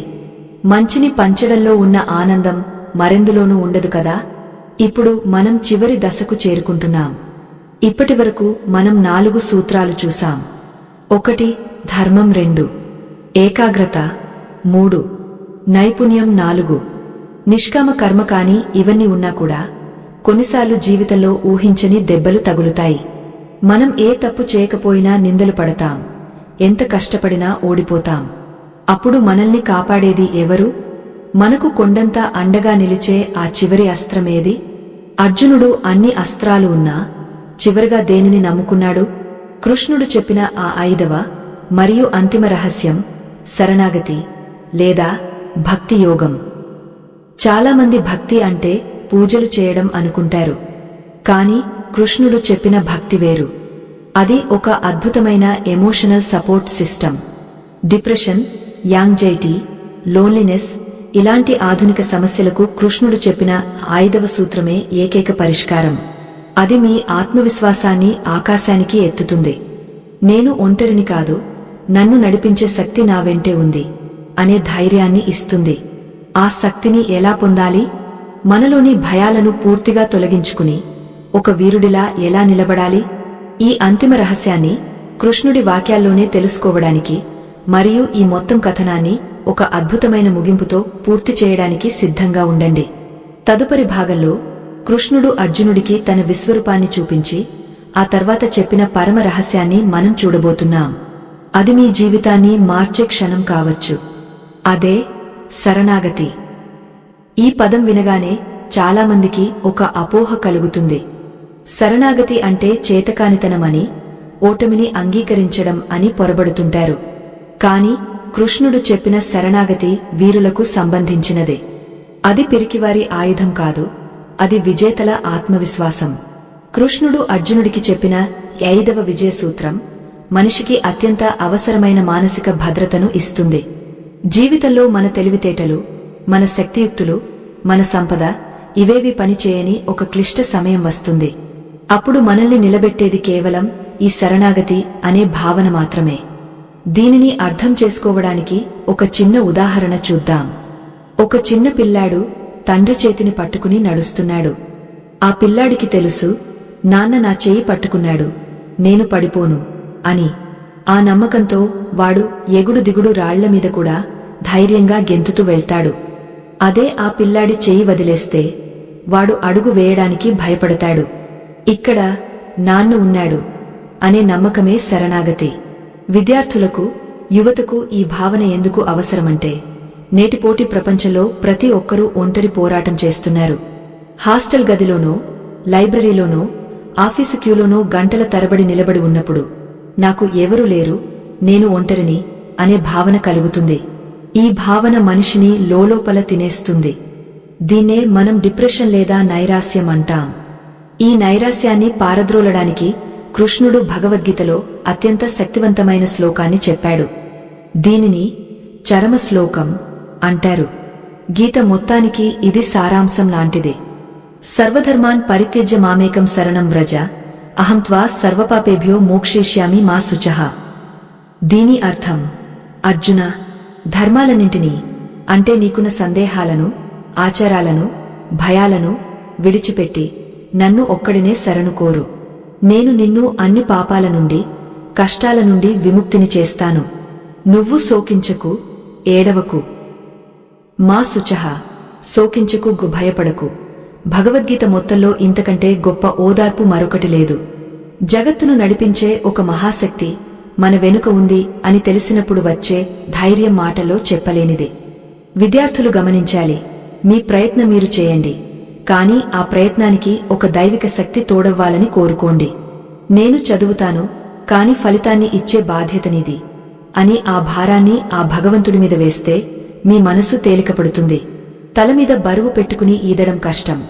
ఆ బరువును పక్కన ఉన్న పడవలో దైవం మీద పెట్టి ఈదడం సులభం. శరణాగతి అంటే అదే. బాధ్యతను స్వీకరిస్తూనే భారాన్ని దేవుడికి వదిలేయడం. ఈ 5వ సూత్రం యొక్క ప్రాముఖ్యత తెలియాలంటే మనం కృష్ణుడు చూపించిన విశ్వరూపం గురించి మాట్లాడుకోవాలి. అర్జునుడు కృష్ణుడిని కేవలం తన బావగా, మిత్రుడిగా చూసినంతకాలం అతనికి సందేహాలు పోలేదు. ఎప్పుడైతే కృష్ణుడు తన అనంతమైన, అద్భుతమైన విశ్వరూపాన్ని చూపించాడో అప్పుడు అర్జునుడికి అసలు సత్యం బోధపడింది. ఆ విశ్వరూపంలో అర్జునుడు ఏం చూశాడు? సృష్టి, స్థితి, లయకారకుడైన పరమాత్మను చూశాడు. అంతకు ముందు అర్జునుడు నేను చంపాలా, వీళ్లు చనిపోతారా అని భయపడ్డాడు. కాని విశ్వరూపంలో భవిష్యత్తును దర్శించాడు. అక్కడ కౌరవులందరూ అప్పటికే కాలగర్భంలో కలిసిపోయి ఉండటం చూశాడు. అప్పుడు కృష్ణుడు ఒక మాట అన్నాడు, మయేవైతే నిహతాన్హ పూర్వమేవ నిమిత్తమాత్రం భవ సవ్యసాచిన్. అంటే అర్జునా, వీళ్లందరూ నా కాలచక్రంలో అప్పుడే చనిపోయారు. జరిగేదంతా నా సంకల్పం మేరకే జరుగుతుంది. నువ్వు కేవలం ఒక నిమిత్తమాత్రుడివి. లే, యుద్ధం చేయి, కీర్తిని పొందు. ఇది చాలా లోతైన విషయం. ప్రపంచంలో జరిగే ప్రతిదీ ఒక కార్యకారణ సంబంధంతో జరుగుతుంది. మన చేతిలో ఏమీ లేదు అనుకోవడం తప్పు. అంతా మన చేతిలోనే ఉంది అనుకోవడం ఇంకా పెద్ద తప్పు. మనం ఒక పెద్ద నాటకంలో పాత్రధారులం. మన పాత్రను అద్భుతంగా పోషించడమే మన పని. కథ ఎలా మలుపు తిరుగుతుందో దర్శకుడికి, దైవానికి తెలుసు. ఈ దృక్పథం విద్యార్థులకు ఎలా ఉపయోగపడుతుంది? చాలాసార్లు మనం అనుకున్నది జరగదు. ఐఐటిలో సీటు రాకపోవచ్చు, ప్రభుత్వ ఉద్యోగం మిస్ అవ్వచ్చు. అప్పుడు నా జీవితం వ్యర్థం అని చాలామంది ఆత్మహత్యల దాకా వెళ్తున్నారు. కాని విశ్వరూప సందేశం ఏం చెబుతుందంటే నీ జీవితానికి ఒక పెద్ద ప్రయోజనం ఉండవచ్చు. ఒక దారి మూసుకుపోతే మరొక గొప్ప దారి తెరుచుకుంటుంది. ఈ విశ్వం చాలా విశాలమైనది. అందులో నీ సమస్య చాలా చిన్నది. నువ్వు కోల్పోయిన దాని గురించి ఏడవకు. నీకోసం భవిష్యత్తులో దాగవున్న దానికోసం సిద్ధం కా. ఏది జరిగినా మంచికే అనే స్థిరమైన నమ్మకాన్ని ఈ భక్తి యోగం ఇస్తుంది. అయితే ఈ భక్తి లేదా శరణాగతి అనేది గుడ్డి నమ్మకం కాకూడదు. కృష్ణుడు అర్జునుడికి నన్ను గుడ్డిగా నమ్ము అని ఎప్పుడూ చెప్పలేదు. 18 అధ్యాయాలు బోధించి ప్రతి సందేహానికి తర్కంతో సమాధానం చెప్పి చివరలో యథేచ్ఛసి తథాకురు అన్నాడు. అంటే అర్జునా, నేను చెప్పాల్సిందంతా చెప్పాను. ఇప్పుడు బాగా విశ్లేషించుకుని నీకు ఏది తోస్తే అది చెయ్యి అని స్వేచ్ఛను ఇచ్చాడు.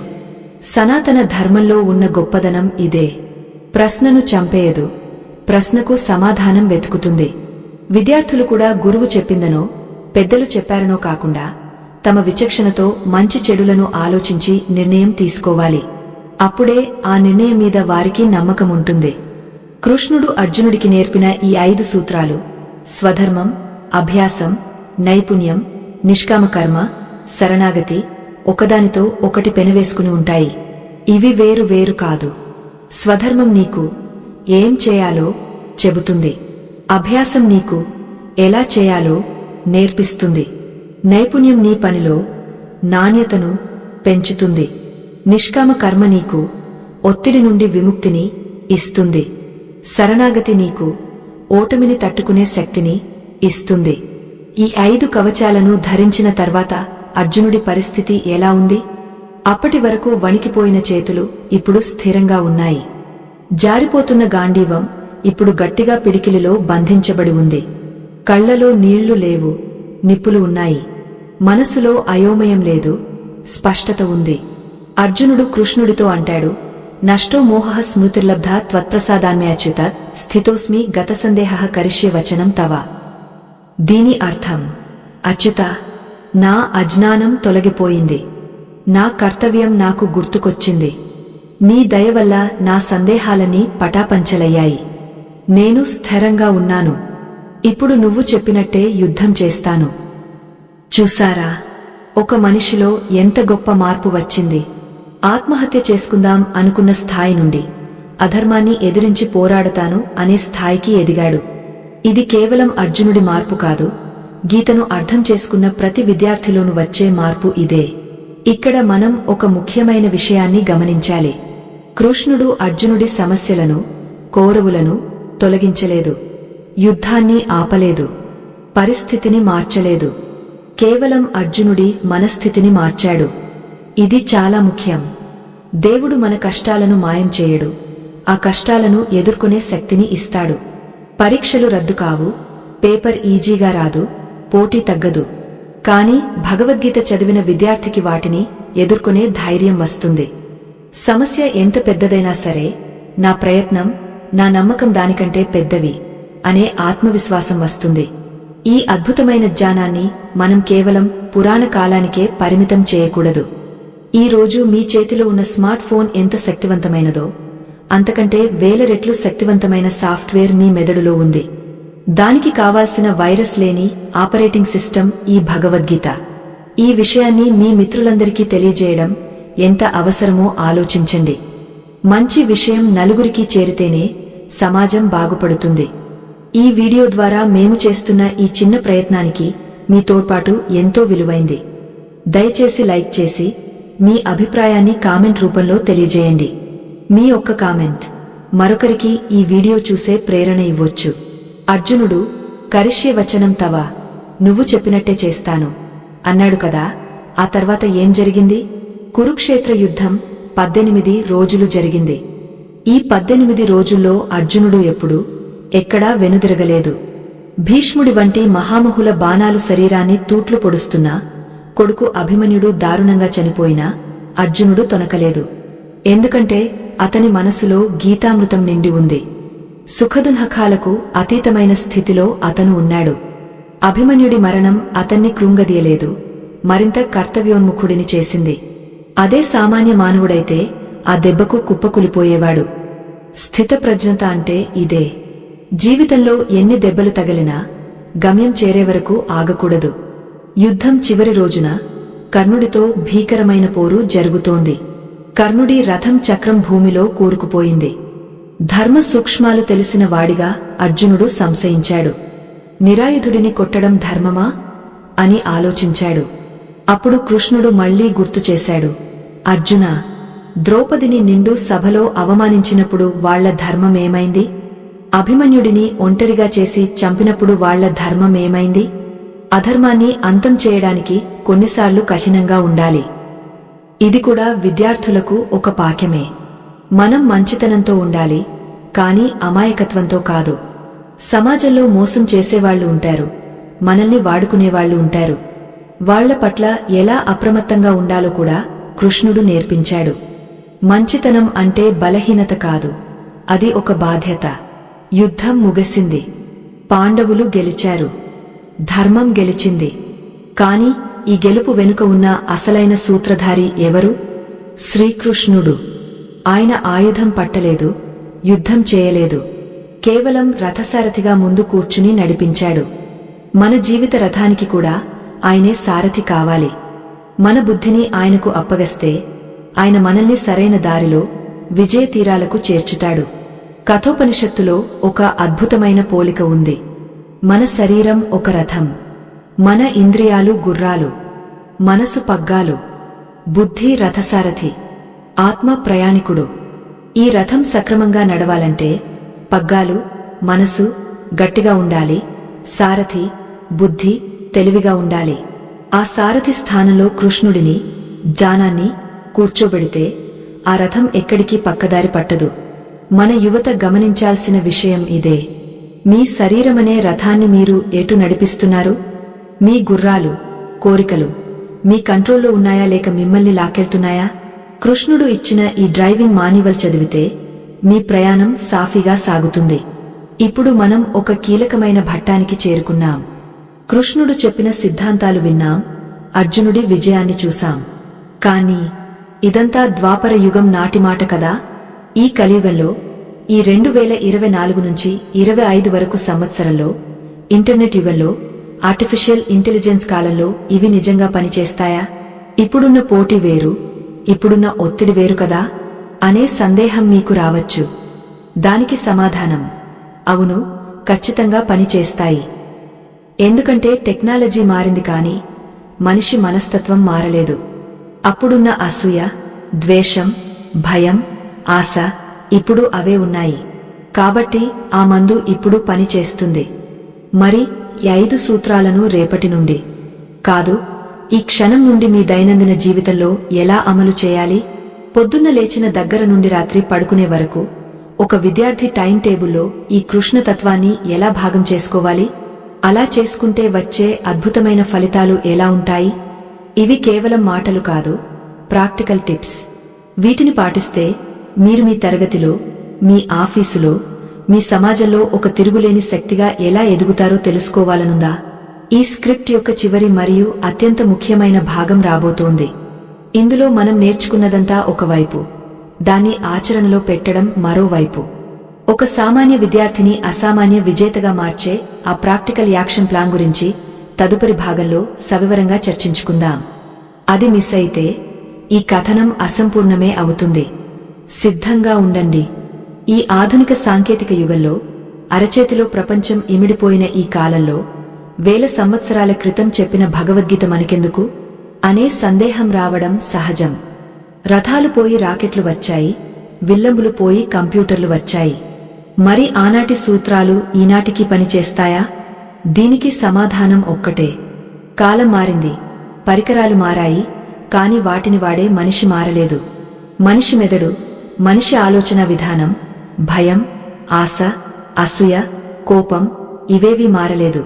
కురుక్షేత్రంలో అర్జునుడు భయపడింది బాణాలకు కాదు, తన మనసులోని ఆందోళనకు.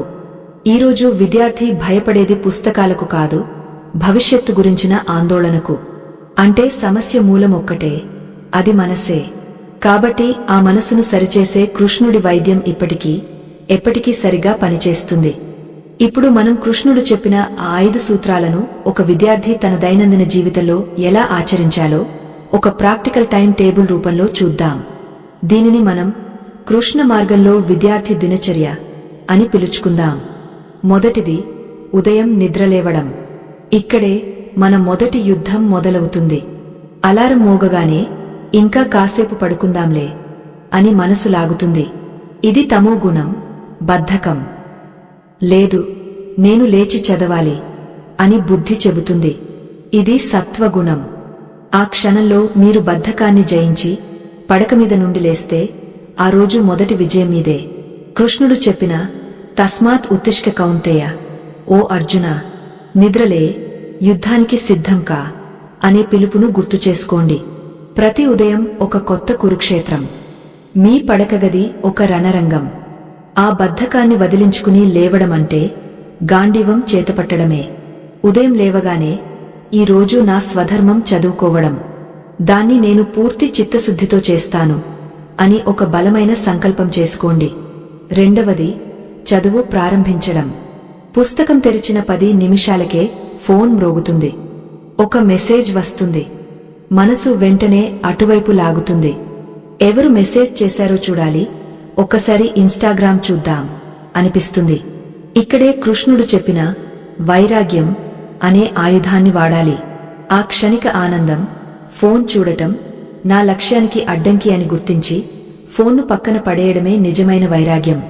ఇది అడవికి వెళ్లి చేసే త్యాగం కాదు, కుర్చీలో కూర్చుని చేసే త్యాగం. మీరు ఆ ఆకర్షణను జయించిన ప్రతిసారి మీ మనోబలం పెరుగుతుంది. అభ్యాసం అంటే ఇదే. మళ్లీ మళ్లీ మనసును పుస్తకం మీదకు లాగా తేవడం. మొదట్లో కష్టంగా ఉంటుంది, కాని కృష్ణుడు చెప్పినట్టు అభ్యాసయోగం వల్ల అది మెల్లగా అలవాటుగా మారుతుంది. ఒకసారి చదువులో లీనమైతే సమయమే తెలియదు. ఆ ఏకాగ్రతే విజయం. మూడవది, తరగతి గదిలో లేదా ఆఫీసులో ప్రవర్తన. ఇక్కడ 3వ సూత్రం, యోగః కర్మసు కౌశలం. పనిలో నైపుణ్యం అన్వయించుకోవాలి.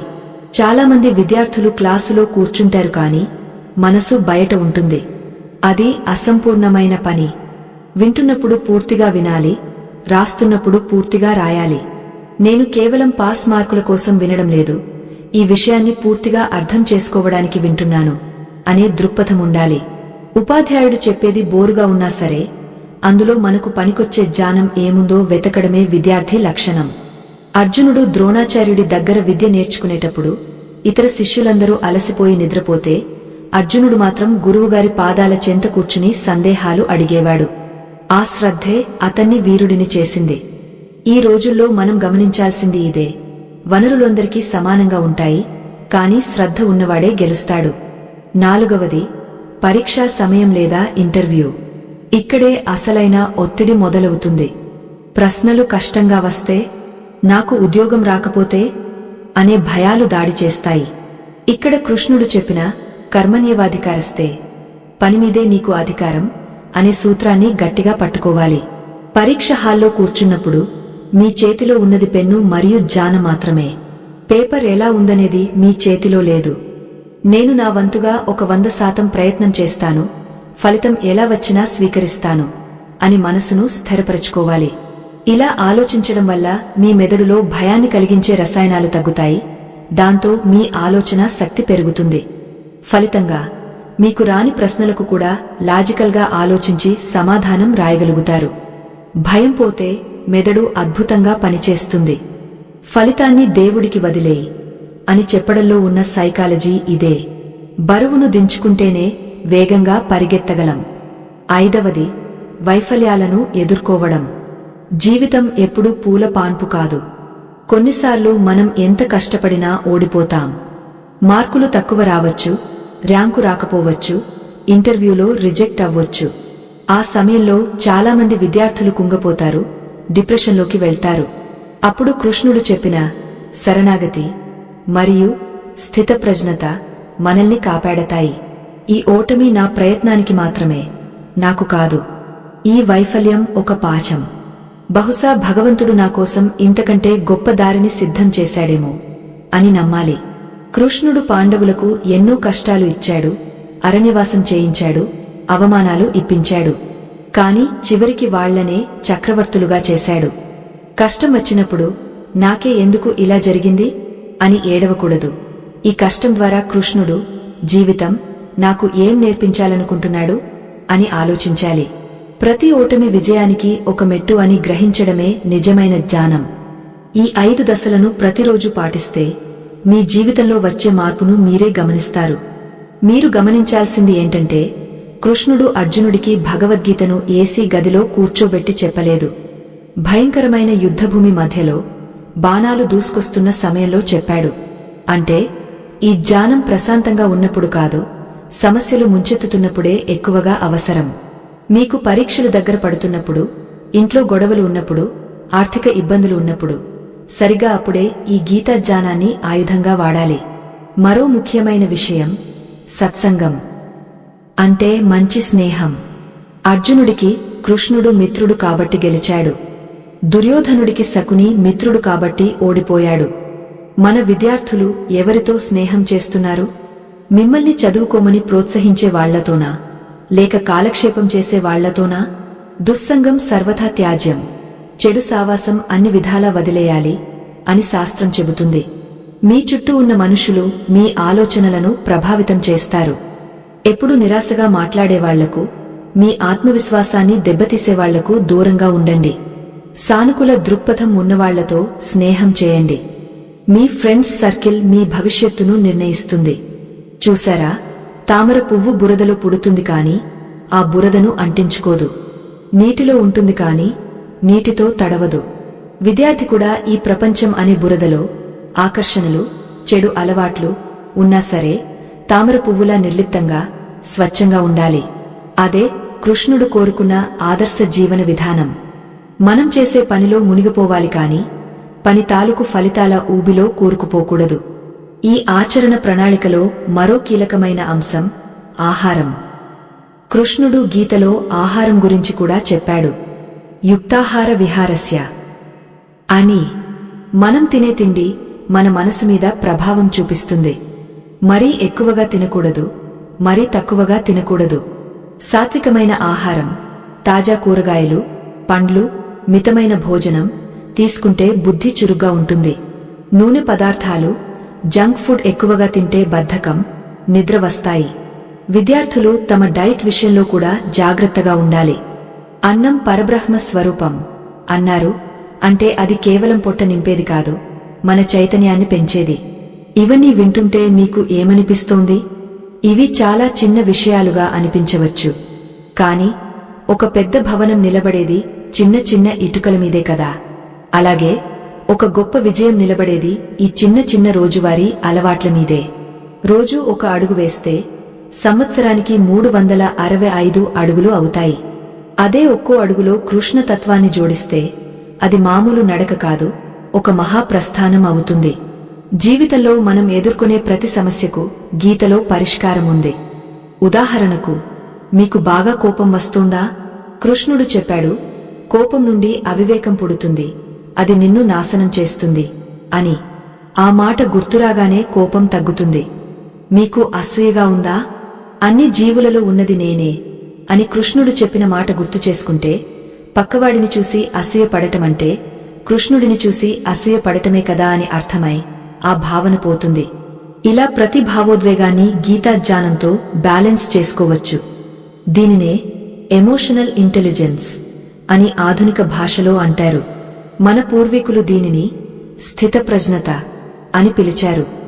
ఇంతటి అమూల్యమైన జీవన విధానాన్ని మనకు అందించిన ఆ జగద్గురువుకు మనం ఏమి ఇవ్వగలం? కేవలం ఆయన చెప్పిన మాటలను ఆచరించడమే మనం ఆయనకు ఇచ్చే నిజమైన గురుదక్షిణ.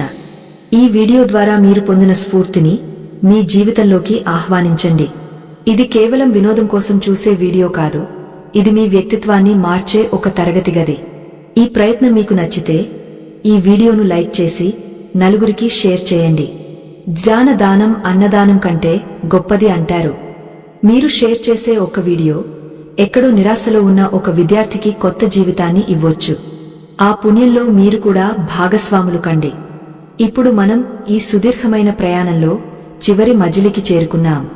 కృష్ణుడు అర్జునుడికి చెప్పిన చివరి మాటలు ఏంటి? యుద్ధం తర్వాత అర్జునుడు పొందిన స్థితి ఏంటి? అసలు ఈ గీతాసారం అంతా ఒక్క ముక్కలో చెప్పాలంటే ఏం చెప్పాలి? మన జీవితాన్ని పరిపూర్ణం చేసే ఆ అంతిమ సందేశం మరియు ఈ కథనానికి ఒక మంగళకరమైన ముగింపు తదుపరి మరియు చివరి భాగంలో చూద్దాం. ఈ ముగింపు మీ గుండె బరువును దించి కళ్లలో నీళ్లు తెప్పించేంత గొప్పగా ఉంటుంది. మిస్ అవ్వకండి. శ్రీకృష్ణ పరమాత్మ అర్జునుడికి గీతా బోధన అంతా చేసిన తర్వాత చివరగా ఒకే ఒక ప్రశ్న అడిగాడు. ఆ ప్రశ్న చాలా సాధారణంగా కనిపిస్తుంది, కాని అది ఒక గురువు తన శిష్యుడిని అడగవలసిన అంతిమ ప్రశ్న. కచ్చిదతచ్యుతం పార్థ త్వయేకాగ్రేణ చేతసా కచ్చిదజ్ఞాన సమూహ ప్రణష్టస్తే ధనంజయ అని అడిగాడు. అంటే, ఓ అర్జునా, నేను ఇప్పటిదాకా చెప్పిందంతా ఏకాగ్రతతో విన్నావా? నీ అజ్ఞానం, నీ మోహం పూర్తిగా నశించిపోయాయా అని. ఇది కేవలం అర్జునుడిని అడిగిన ప్రశ్న కాదు. జీవితంలో ఏదైనా సాధించాలనుకునే ప్రతి విద్యార్థిని తన అంతరాత్మ అడిగే ప్రశ్న. మనం ఎంత చదివాం, ఎంత విన్నాం అన్నది ముఖ్యం కాదు. విన్నది ఎంత ఏకాగ్రతతో విన్నాం, దానివల్ల మనలోని భయం, అయోమయం పోయాయా లేదా అన్నదే ముఖ్యం. దీనికి అర్జునుడు చెప్పిన సమాధానం ప్రతి విద్యార్థి యొక్క గమ్యస్థానం కావాలి. అర్జునుడు చేతులు జోడించి, నష్టో మోహః స్మృతిర్లబ్ధా త్వత్ప్రసాదాన్మయాచ్యుత స్థితోస్మి గతసందేహః కరిష్యే వచనం తవ అని పలికాడు. ఓ కృష్ణ, నా మోహం పటాపంచలైంది, నా అజ్ఞానం తొలగిపోయింది. నాకు నా బాధ్యత ఏమిటో, నా శక్తి ఏమిటో గుర్తుకొచ్చింది. ఇప్పుడు నాకు ఎలాంటి సందేహాలు లేవు. నువ్వు చెప్పినట్టే చేస్తాను, యుద్ధానికి సిద్ధంగా ఉన్నాను అని ప్రకటించాడు. ఒక విద్యార్థి కూడా తన ప్రిపరేషన్ పూర్తయిన తర్వాత లేదా ఒక గొప్ప పుస్తకం చదివిన తర్వాత సరిగా ఇదే మానసిక స్థితిలో ఉండాలి. నాకు భయం లేదు, నాకు సందేహం లేదు, నేను నా లక్ష్యాన్ని ఛేదించడానికి సిద్ధంగా ఉన్నాను అనే ఆత్మవిశ్వాసం రావాలి. గీతను చదవడం లేదా వినడం వల్ల కలగాల్సిన అంతిమ ఫలితం ఇదే. మనం ఈ మొత్తం ప్రయాణంలో తెలుసుకున్న 5 సూత్రాలు స్వధర్మం, అభ్యాసం, నైపుణ్యం, నిష్కామకర్మ, శరణాగతి ఇవన్నీ వేర్వేరు పాఠాలు కావు. ఇవన్నీ కలిపి ఒకే ఒక మహాశక్తిగా మారతాయి. ఒక చేతికి 5 వేళ్లు ఎలాగో విజయానికి ఈ 5 సూత్రాలు అలాగా. పిడికిలి బిగించాలంటే 5 వేళ్లు కలవాలి. అలాగే జీవితంలో గట్టి దెబ్బ కొట్టాలంటే ఈ 5 గుణాలను మన వ్యక్తిత్వంలో భాగం చేసుకోవాలి. స్వధర్మం, నీ లక్ష్యం ఏమిటో గుర్తించడం. అభ్యాసం, ఆ లక్ష్యం కోసం నిరంతరం శ్రమించడం. నైపుణ్యం, ఆ శ్రమలో నాణ్యతను పెంచుకోవడం. నిష్కామ కర్మ, ఫలితం గురించి భయపడకుండా పని చేయడం. శరణాగతి, నీ శక్తికి దైవబలాన్ని తోడు చేసుకోవడం. ఈ 5 మెట్లు ఎక్కినవాడు ఎవరెస్ట్ శిఖరాన్ని అయినా అవలీలగా అధిరోహించగలడు. ఇక్కడ మనం సంజయుడి గురించి తప్పక మాట్లాడుకోవాలి. ధృతరాష్ట్రుడికి యుద్ధ విశేషాలను చెబుతున్న సంజయుడు గీత పూర్తయిన తర్వాత ఒక అద్భుతమైన ముగింపు వాక్యాన్ని చెప్పాడు. ఇది భగవద్గీతలోని చివరి శ్లోకం మరియు గీత యొక్క మొత్తం సారాంశం. యత్ర యోగేశ్వరః కృష్ణో యత్ర పార్థో ధనుర్ధరః తత్ర శ్రీర్విజయో భూతిర్ధ్రువ నీతిర్మతిర్మమ. దీని అర్థం, ఎక్కడైతే యోగేశ్వరుడైన కృష్ణుడు ఉంటాడో, ఎక్కడైతే ధనుర్ధారి అయిన అర్జునుడు ఉంటాడో, అక్కడ సంపద, శ్రీ, విజయం, ఐశ్వర్యం మరియు స్థిరమైన నీతి తప్పక ఉంటాయి. ఇది నా నమ్మకం అని సంజయుడు తేల్చి చెప్పాడు. ఈ శ్లోకాన్ని మన జీవితానికి అన్వయించుకుంటే ఒక అద్భుతమైన విజయ రహస్యం దొరుకుతుంది. ఇక్కడ కృష్ణుడు అంటే దేవుడు అని మాత్రమే అర్థం కాదు. కృష్ణుడు జ్ఞానానికి, దూరదృష్టికి ప్రతీక. అర్జునుడు అంటే మనిషి అని మాత్రమే అర్థం కాదు. అర్జునుడు ప్రయత్నానికి, ఆచరణకు ప్రతీక. కేవలం కృష్ణుడు ఉంటే యుద్ధం జరగదు, ఎందుకంటే ఆయన ఆయుధం పట్టడు. కేవలం అర్జునుడు ఉంటే యుద్ధం గెలవలేడు, ఎందుకంటే అతనికి దారి తెలియదు. కాని ఎప్పుడైతే కృష్ణుడి జ్ఞానం, అర్జునుడి ప్రయత్నం ఒకచోట కలుస్తాయో అక్కడ విజయం తథ్యం. అంటే విద్యార్థులారా, మీరు కేవలం గుడికి వెళ్లి దండం పెట్టుకుంటే, కేవలం కృష్ణుడిని నమ్మితే పాస్ అవ్వరు. అలాగే సరైన ప్రణాళిక లేకుండా రాత్రింబవళ్లు గాడిద చాకిరీ చేసినా, కేవలం గుడ్డి ప్రయత్నం చేసినా గొప్ప ర్యాంకులు రావు. మీ కఠోర శ్రమకు అర్జునుడు, సరైన ప్రణాళిక మరియు విజ్ఞత కృష్ణుడు తోడవ్వాలి. హార్డ్ వర్క్ ఒక్కటే కాదు, స్మార్ట్ వర్క్ కూడా కావాలి. మీలోని అర్జునుడికి, మీలోని కృష్ణుడు దారి చూపించాలి. ఎప్పుడైతే ఈ రెండు కలుస్తాయో అప్పుడు విజయం మీ బానిస అవుతుంది. ఇదే గీత చెప్పిన అంతిమ రహస్యం. చాలామంది యువకులు అనుకుంటారు, గీత చదవడం అంటే సన్యాసుల పని, ముసలితనంలో చూసుకోవచ్చులే అని. కాని స్వామి వివేకానందుడు ఏమన్నారో తెలుసా? గీతను అర్థం చేసుకోవాలంటే కండరాలలో శక్తి ఉండాలి, నరాలలో ఉక్కు ఉండాలి. బలహీనుడు గీతను అర్థం చేసుకోలేడు అని. ఎందుకంటే ఇది పెరికివారి కోసం చెప్పిన కథ కాదు, ఇది వీరుల కోసం చెప్పిన వ్యూహం. కురుక్షేత్రంలో రక్తపాతం జరుగుతున్నప్పుడు, మృత్యువు కరాళ నృత్యం చేస్తున్నప్పుడు చెప్పిన పాణ్యం ఇది. అంటే జీవితంలో అత్యంత క్లిష్టమైన పరిస్థితులను ఎదుర్కోవడానికి కావాల్సిన ధైర్యాన్ని ఇది ఇస్తుంది. కాబట్టి గీత అవసరం ముసలివారికంటే జీవితాన్ని ఇప్పుడే ప్రారంభిస్తున్న యువతకే ఎక్కువ ఉంది. మీరు గమనించారా? కృష్ణుడు అర్జునుడికి, నువ్వు అడవికి వెళ్లి తపస్సు చేసుకో అని చెప్పలేదు. లే, యుద్ధం చేయి, రాజ్యాన్ని గెలుచుకో, భోగాలను అనుభవించు అని చెప్పాడు. కాని ఎలా అంటే ముట్టనట్లుగా, నీటిమీద పద్మంలా. విజయం వస్తే పొంగపోకు, ఓటమి వస్తే కృంగపోకు. ఈ సమతుకమే ఒక గొప్ప వ్యక్తిత్వ వికాసం. ఈ రోజుల్లో కార్పొరేట్ కంపెనీలు కోరుకుంటున్న సాఫ్ట్ స్కిల్స్ అన్ని మనకు గీతలో ఎప్పుడో చెప్పారు. నాయకత్వ లక్షణాలు, నిర్ణయం తీసుకునే సామర్థ్యం, ఒత్తిడి నియంత్రణ, ఇవన్నీ కృష్ణుడు అర్జునుడికి నేర్పించినవే. ఇప్పుడు ఒక్క నిమిషం కళ్ళు మూసుకుని ఆలోచించండి. మీ జీవితం కూడా ఒక కురుక్షేత్రం లాంటిదే కదా? మీ చుట్టూ ఉన్న పోటీ, మీ బంధువుల అంచనాలు, సమాజం యొక్క ఒత్తిడి, ఇవన్నీ కౌరవ సైన్యం లాంటివి. మీలోని భయం, ఆత్మన్యూనతా భావం, బద్ధకం, ఇవి మీ శత్రువులు. మీ మేధస్సు, మీ విచక్షణ, అదే మీ సారథి శ్రీకృష్ణుడు.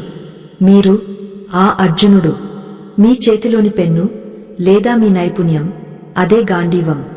ఇప్పుడు చెప్పండి, మీరు భయపడి పారిపోతారా లేక పోరాడి గెలుస్తారా? క్లైబ్యం మా స్మ గమః పార్థ, పిరికివాడివి కాకు అని కృష్ణుడు గర్జించిన మాట మీ చెవుల్లో ప్రతిధ్వనించాలి.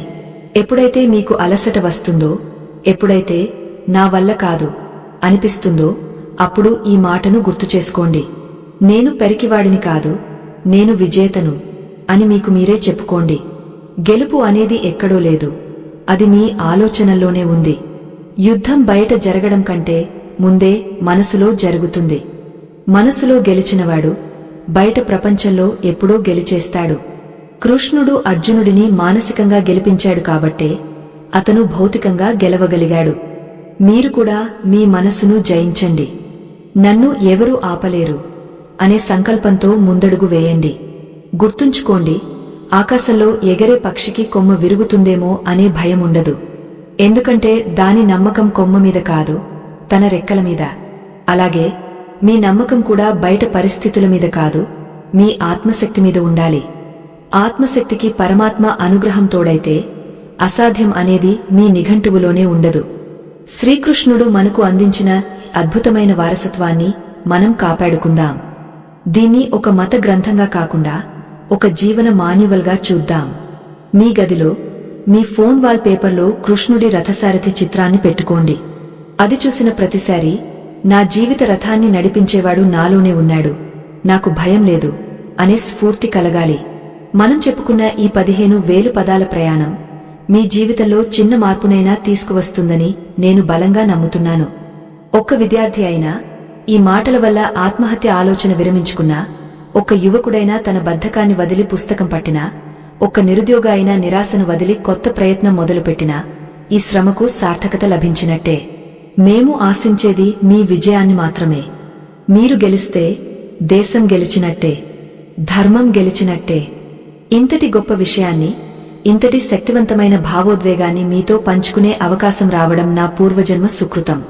మన సనాతన ధర్మంలోని గొప్పతనమీదే. అది పంచుకుంటే తరిగిపోదు, ఇంకా పెరుగుతుంది. మీకు ఒక విన్నపం, ఈ వీడియోను చూసి వదిలేయకండి. ఇందులో మీకు నచ్చిన ఒక్క పాయింట్నైనా కామెంట్ రూపంలో రాయండి. నేను ఈ రోజు నుండి ఇది పాటిస్తాను అని ఒక ప్రతిజ్ఞ చేయండి. మీ కామెంట్ చూసి మరొకరు ప్రేరణ పొందుతారు. అలాగే ఈ వీడియోను మీ స్నేహితులకు, కుటుంబ సభ్యులకు, ముఖ్యంగా పరీక్షలకు సిద్ధమవుతున్న విద్యార్థులకు షేర్ చేయండి. మీరు చేసే ఆ చిన్న సహాయం వారిలో ఎంత పెద్ద ధైర్యాన్ని నింపుతుందో మీకు తెలియదు. మంచి పనిని వాయిదా వేయకూడదు కదా. మా ఛానల్లో వచ్చే ఇలాంటి మరిన్ని అద్భుతమైన, స్ఫూర్తిదాయకమైన వీడియోల కోసం సబ్స్క్రైబ్ చేసుకోవడం మర్చిపోకండి. పక్కనే ఉన్న గంట సింబల్ని నొక్కండి. దానివల్ల మేము వీడియో పెట్టగానే మీకు వెంటనే తెలుస్తుంది. మా ఈ ప్రయత్నాన్ని లైక్ చేసి ఆశీర్వదించండి. చివరగా అందరూ ఒక్కసారి మనసులో ఆ జగద్గురువును స్మరించుకుందాం. మన బుద్ధిని ధర్మ మార్గంలో నడిపించమని కోరుకుందాం. సర్వం శ్రీ కృష్ణార్పణమస్తు. జై హింద్. శుభం.